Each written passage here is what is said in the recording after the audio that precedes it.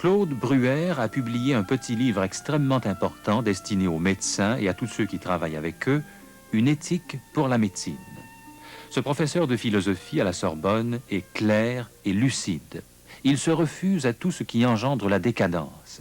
Et quand il aborde des questions cruciales comme l'avortement et l'euthanasie, il pense sérieusement aux implications. Claude Bruère est interviewé à Paris par Marcel Brisebois. Claude Bruère, pourquoi un philosophe qui veut construire une philosophie de l'esprit s'intéresse-t-il au problème du corps et écrit-il une philosophie du corps? Qu'est-ce que vous avez à dire sur le corps humain? J'avais essayé de prendre les grandes pensées à cet égard que nous offre la tradition philosophique.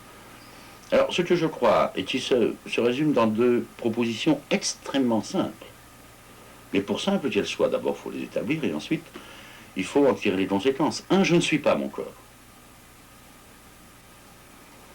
Deux, la vie d'un corps m'est nécessaire pour exister. Je ne suis pas mon corps. Ça va enfin contre tout ce que nous dit la publicité, le cinéma, les magazines actuellement, parce que tout tend à valoriser le corps et justement à dire votre corps c'est vous-même. Dans le langage oui, populaire en tout cas. Mais bien entendu, mais la philosophie ne doit pas céder. Et le philosophe qui est chacun non plus. Parce qu'enfin, cette réduction à l'apparence, à l'extérieur de mon corps, n'empêche pas que vous ne pouvez pas réduire ce que vous êtes à un paquet de chair et d'os. J'ajoute heureusement. Et que votre corps peut être mutilé, il peut être en péril, il peut devenir méconnaissable, et vous restez vous-même. Par conséquent, vous n'êtes pas votre corps. Cette proposition qui est élémentaire, à mon avis, vécue par chacun, il importe aux philosophes de l'établir contre eux, naturellement. Tout ce qui se dit, qui fait, par exemple, il y a des délires aujourd'hui, la chirurgie esthétique, par exemple, se fait faire des liftings pour soigner les apparences. Oui, et on a l'impression souvent que la psychologie d'une personne en est transformée parce qu'on a fait modifier la courbure de son nez ou qu'on a fait supprimer des rides. Oui, alors lorsqu'on commence à faire croire cela, c'est que l'on fait de la chirurgie le plus mauvais des commerces, c'est-à-dire un commerce du mensonge. Donc première position, je ne suis pas mon corps. Deuxième position, j'ai besoin. La vie d'un corps est nécessaire pour exister parce que, comment m'exprimer, ce corps qui se fait silencieux lorsque l'on parle, en ce moment, si ce que je dis a un sens, vous n'entendez pas des bruits, vous comprenez un sens. Donc la matière des mots, les sons, sont métamorphosés en sens. C'est une chose à laquelle nous sommes habitués, à tous les événements de langage, mais c'est une sorte de miracle de l'idée plus fort que la matière. Nous avons besoin d'un corps parce que nous y puisons l'énergie qui devient l'énergie spirituelle de notre désir. Et notre liberté ne trouve un champ d'action que si le jeu du corps se fait. Sinon, elle n'est qu'indépendance à l'intérieur d'une pensée qui se réfugie en elle-même. Mais vous l'avez dit tout à l'heure, la pratique médicale actuelle, le pouvoir que les médecins ont, parce que bien souvent nous leur donnons, remettent en question un certain nombre de choses. De votre point de vue, en quoi la pratique médicale telle qu'elle s'exerce actuellement, en quoi interroge-t-elle le philosophe? En ceci que la pratique médicale est un ensemble de techniques qui ont eu un développement accéléré depuis la guerre comme aucun autre domaine ne l'a connu. Et par conséquent, s'accélère du même coup l'oubli de l'être d'esprit qui habite chaque corps. Et c'est ce qu'il y a au fond de toutes ces questions qui exprime le côté effrité, vacillant d'une éthique médicale. Au fond, pourquoi le médecin n'est-il pas un vétérinaire? L'ouvrage, vous avez écrit une éthique pour la médecine. Est-ce qu'au fond, il se situe dans la veine d'un Ivan Illich ou de tous ceux qui réclament que l'on se réapproprie ce pouvoir médical, ou s'il s'adresse au contraire à des médecins? Dans la veine de Ivan Illich, pas du tout. Je connais un peu l'homme et l'œuvre, parce que il faut reconnaître, c'est à mon avis la première chose à faire. l'endroit de la médaille des techniques médicales et respecter le métier du médecin. Seulement, inversement, il faut que le médecin sache qu'il n'est pas un vétérinaire, se réapproprier son corps. Qu'est-ce que cela veut dire? Lorsque Ivan Illich critique la médecine américaine, si vous avez une épidémie, vous pouvez toujours réapproprier votre corps, ça n'a pas de sens. Donc il faut se garder du revers de la médaille. Mais il faut en magnifier et en garder l'endroit. Donc il ne s'agit pas pour vous de dénoncer une médecine qui serait, selon Ivan Illich, devenue trop technique, mais au contraire de devoir... Bien entendu. Oui. Bien entendu, simplement, il ne s'agit pas d'un technicien d'une machine ordinaire et que le corps qu'il soigne est habité par quelqu'un. C'est d'ailleurs ce qui fait la merveille du métier. Il est bien certain que vouloir d'abord mépriser et porter un coup d'arrêt aux techniques médicales, c'est déshonorer toute cette gigantesque capacité qu'on a mis en place pour se battre contre la maladie et la mort. Vous savez, on guérit de quantité de maladies qu'on ne guérissait pas il y a 20 ans. Ceci est positif. Et se réapproprier notre corps ou notre mort, ici, est dérisoire. Simplement, il faut que le médecin sache, dans toute sa pratique, qu'il se bat non pas pour améliorer l'espèce, pour garder les mieux portants, et les rendre mieux portants encore, mais qu'il se bat avec toute sa technique pour contre la mort et contre la maladie. Comment avez-vous été amené à vous intéresser à ces problèmes médicaux? Une raison contingente qui est de ma femme, que ma femme est médecin. Et puis l'occasion heureuse, alors que j'étais à l'université de Tours, d'avoir eu des amis qui enseignaient la médecine, qui m'expliquaient qu'il y avait de plus en plus de problèmes auprès des étudiants, et j'ai fait ainsi cours de médecine, cours aux médecins de dernière année, pendant plusieurs années. Donc il fallait que je me mette au courant, et des questions médicales autant que je le pouvais, et les médecins m'aidaient, et des questions d'éthique médicale qui sont devenues maintenant des questions d'actualité. Des questions que l'on voit justement dans tous les journaux. Et j'aimerais qu'on les reprenne, si vous voulez, quelques-unes de ces questions, les unes après les autres. Et d'abord, qu'est-ce que vous pensez précisément de ce pouvoir médical qui permet de prolonger la vie? Est-ce qu'on doit réagir contre ce pouvoir médical? Est-ce qu'on doit justement dire il y a là une prolongation indue de la vie? Comment vous vous situez devant ce problème-là? De la façon suivante, il n'y a pas de prolongation indue de la vie. L'honneur de la médecine, c'est qu'elle se bat pour que quelqu'un vive. Mais à tout prix? Je veux dire à tout prix. Il y a assurément des cas, vous savez, c'est une question de pratique et de métier, où on sait que quelqu'un est mort, et qu'il n'y a plus rien à faire. Et qu'il y a évidemment des choix qui doivent être pris invinciblement, lorsque vous dites à tout coup. Mais je me méfie beaucoup d'un médecin qui vous dira « je vais usurper votre droit à la mort ». Ce droit à la mort, parce que l'euthanasie est un problème très simple, c'est une alternative. Vaut-il mieux continuer d'exister en dépit d'état de la vie dit insupportable? Qu'est-ce que ça veut dire insupportable? On ne sait jamais. Il y a des gens qui ont supporté contre toute attente ce qui paraissait insupportable. Ou bien non. En regard de cela, on affirme, supposons qu'on reconnaisse un droit à sa propre mort. On ne le fait pas pour le suicide qui s'en distingue peu. Je ne le fais pas pour des raisons philosophiques, je ne peux pas affirmer ça parce que je ne vois pas comment on peut être maître de son destin n'étant pas maître de son origine. Mais enfin, si on le suppose, c'est une affaire toute personnelle. La mort estime est plus personnelle parce que personne ne peut la partager. Et justement, on dira, dans la perspective d'Ivan Illich toujours, qu'on est des appropriés de sa mort par la médecine. Non, mais ce que je veux dire, c'est que le problème de l'euthanasie, c'est que le premier point, c'est que comme c'est une affaire toute personnelle, ce droit ne peut s'exercer en aucune façon par délégation, encore moins par usurpation. Bon, maintenant, vous savez, le deuxième point, toujours à propos de Illich, c'est que on doit, et de vivre, et de continuer de vivre, et de vieillir, et de mûrir dans telle ou telle condition, aux autres. D'abord, ne l'oublions jamais, Et par conséquent, on est en dépendance invincible. Et à l'égard d'autrui, et notamment de ceux qui sont penchés sur votre vie et votre maladie. Alors, qu'est-ce que ça veut dire que de dénier aux autres un regard et la capacité d'un soin? En vérité, il y a là une prétention fantastique. Hein, il y a comme une sorte de prométhéisme subjectif où on enverrait promener tout le monde sous prétexte qu'il s'intéresse à vous. Qu'est-ce que ça veut dire?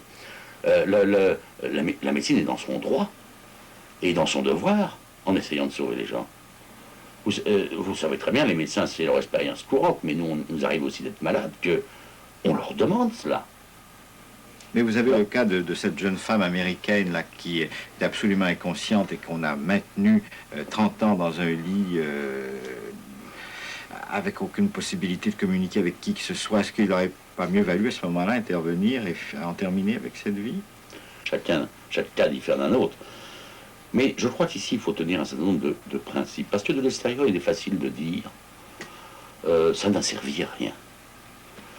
Et ça a dépensé beaucoup. Et ça a épuisé des êtres humains de mais alors, l'entourage. il faut bien voir, si vous généralisez une proposition de ce genre, tous ceux qui finalement ont une vie difficile, qui sont handicapés, vous avez des gens qui n'ont pas de capacité d'expression, ne sont-ils rien? Et vous voyez bien la pente d'un eugénisme sélectif dans lequel on se trouve. Un être ne se réduit jamais à sa manifestation. Et c'est pourtant le contraire que l'on dit communément, et qui me paraît une erreur fondamentale. Vient là le mythe de l'âge adulte, capable, rentable, qui nous vient des philosophies des Lumières, mais l'enfant qui vient de naître, mais le vieillard qui ne s'exprime plus, mais celui qui a été accidenté, mais celui qui est né handicapé, sont chaque fois d'un prix infini.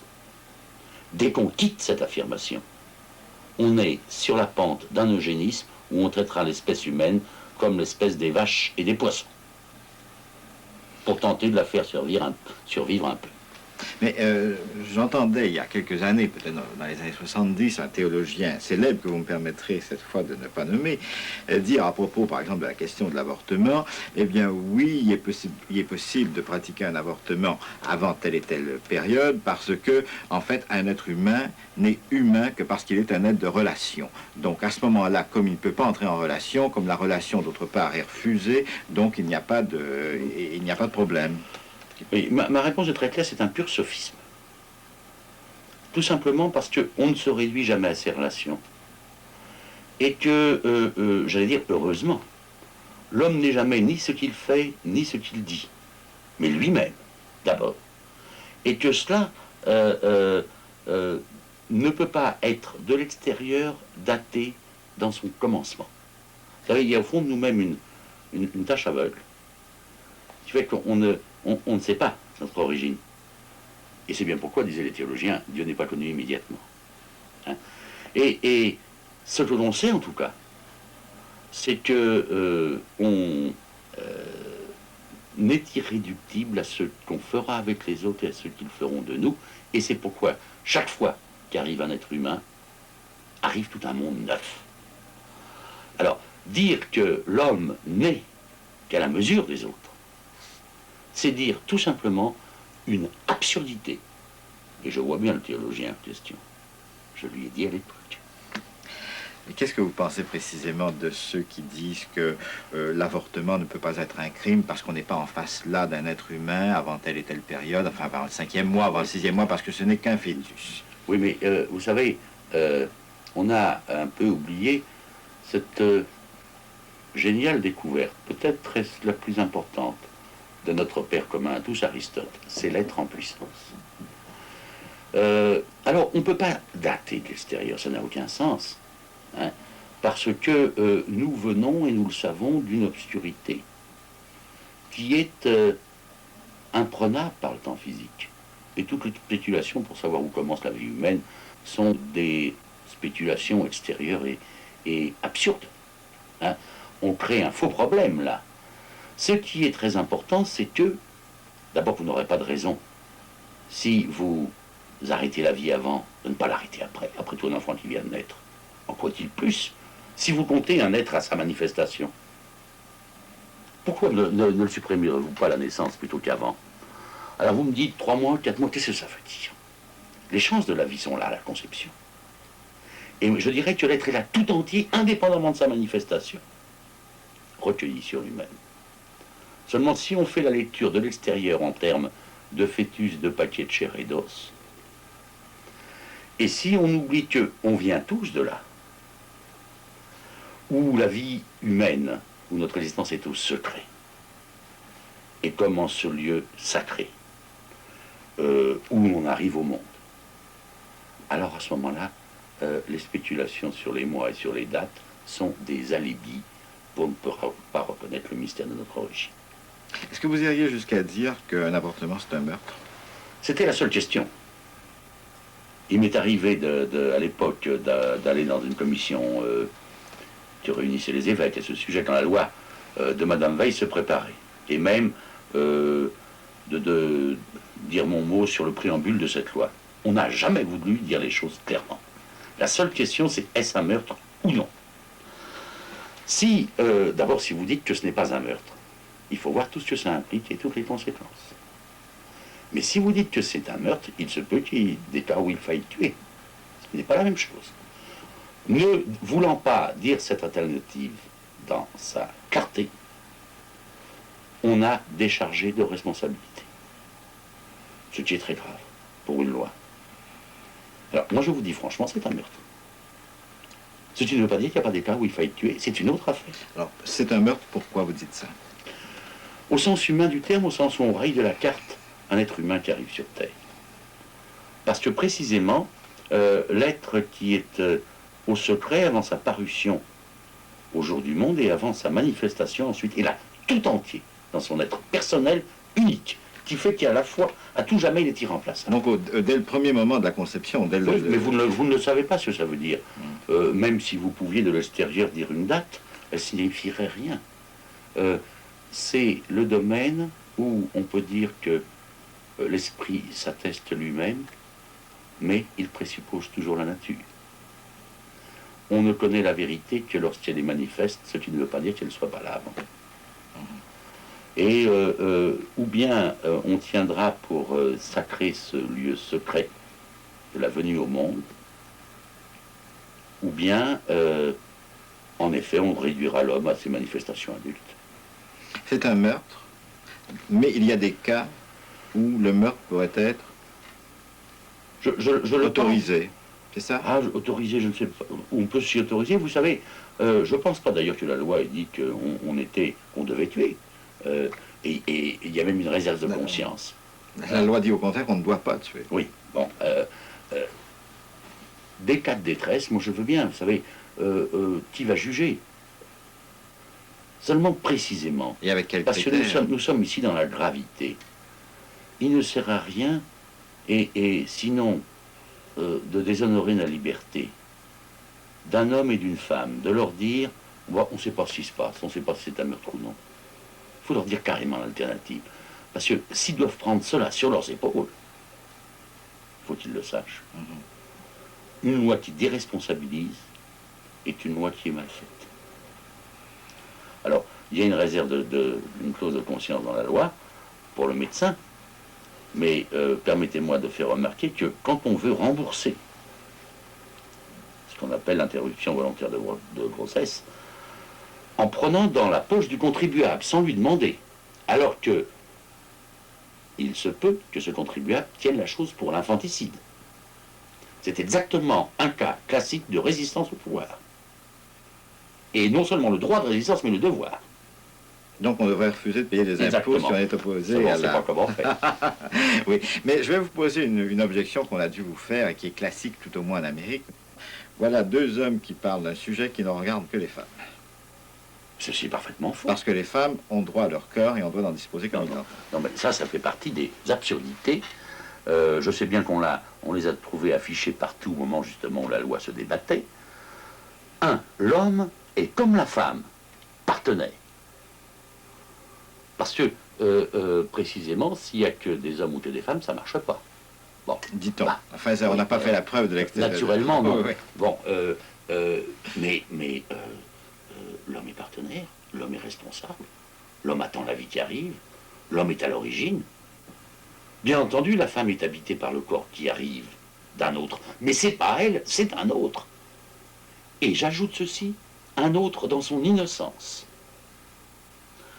Si jamais un pouvoir politique est fait, comme je le crois, pour garder les droits de chacun, et d'abord du plus faible, et d'abord de l'innocent, il ne devrait pas pouvoir permettre, en loi générale, qu'on dise mon corps, c'est moi, il n'y a personne d'autre en moi que moi, ce qui est une autre absurdité. C'est l'autre de la mère qui l'habite, et qui lui est confiée, comme elle est confiée à l'homme. La prétention d'une mère à naître qu'elle-même dans la gestation de l'enfant et d'éliminer le mari est tout simplement une stupidité qui ne rend compte ni de la conception, ni du rapport homme-femme-enfant par lequel nous arrivons tous au monde de manière normale. Vous dites une stupidité, mais Oui. c'est quand même une stupidité qui est extrêmement, enfin qui est dominante actuellement. C'est presque l'idéologie dominante. Oui, mais c'est pas Alors, qu'est-ce qu'on fait, qu'est-ce que le philosophe va faire pour changer les mentalités? Écoutez, une idéologie peut être dominante et fausse. Le philosophe, comme il n'a pas de pouvoir, comme il n'a pas de maison de publicité, hein, il parle quand il peut, il a déjà des étudiants, il essaye de sortir. Je vous parle en ce moment, monsieur, hein, et peut-être on m'écoute. Ça m'arrive de parler, je vous le disais, à des ingénieurs, à des médecins. On fait ce que l'on peut. Ce qui n'est pas possible, c'est d'enrôler le pouvoir de l'État pour prêcher une philosophie. C'est bien pourquoi je suis contre les commissions éthiques du gouvernement. Et est-ce que vous êtes contre les commissions éthiques dans les hôpitaux? Je ne sais pas ce qu'il faut entendre par là. Si on entend par là les tentatives de discussion et d'entente entre soi, de conciliation des points de vue, bien entendu qu'il le faut.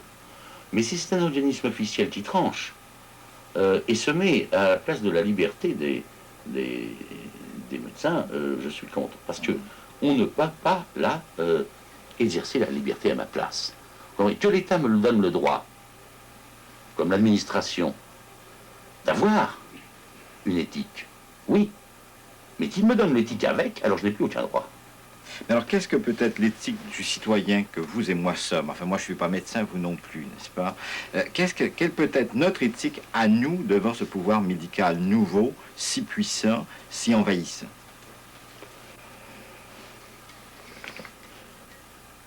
Vous et moi, nous sommes comptés parmi la masse des gens à traiter. Il se trouve que vous et moi, nous avons quand même une voix, même frêle.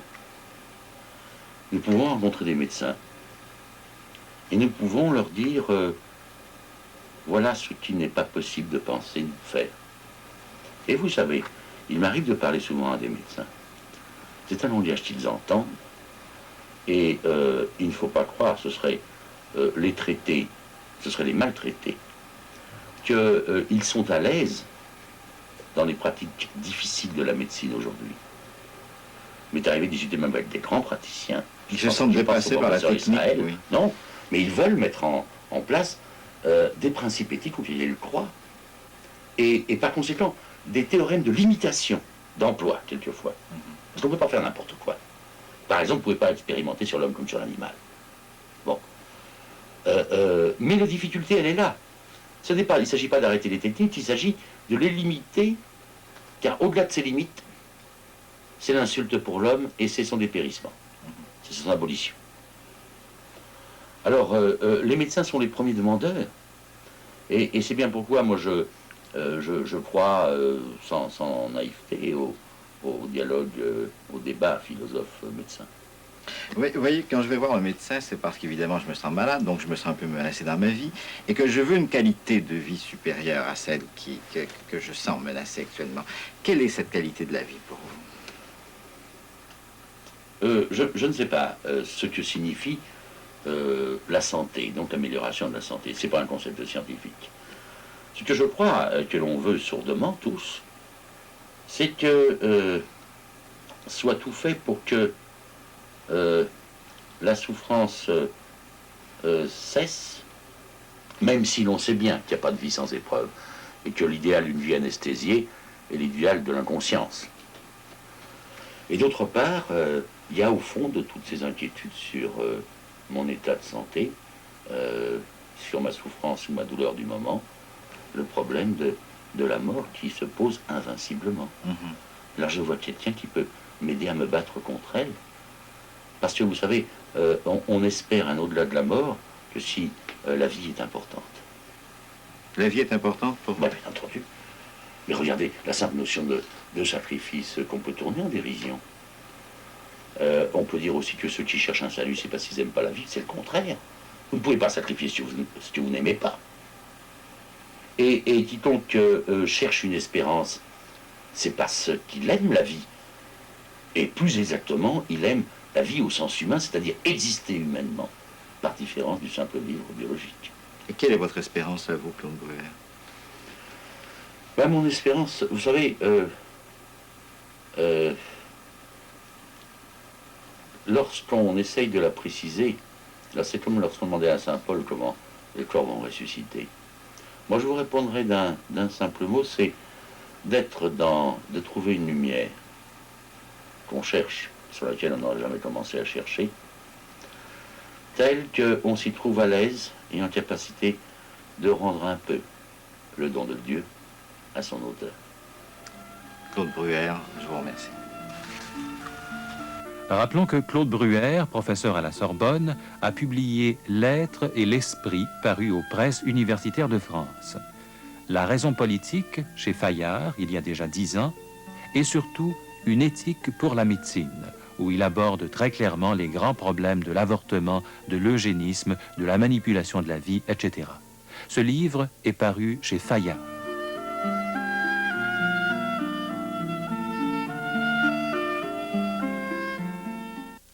Rappelons que le professeur Claude Bruyère est décédé en 1986, un an après nous avoir accordé cette entrevue. Demain, nous rediffuserons l'une de nos rencontres les plus mémorables, soit celle de Marie-Madeleine Davy, consacrée à l'intériorité. Mercredi, l'invité de Marcel Brisebois sera Jean-François Six.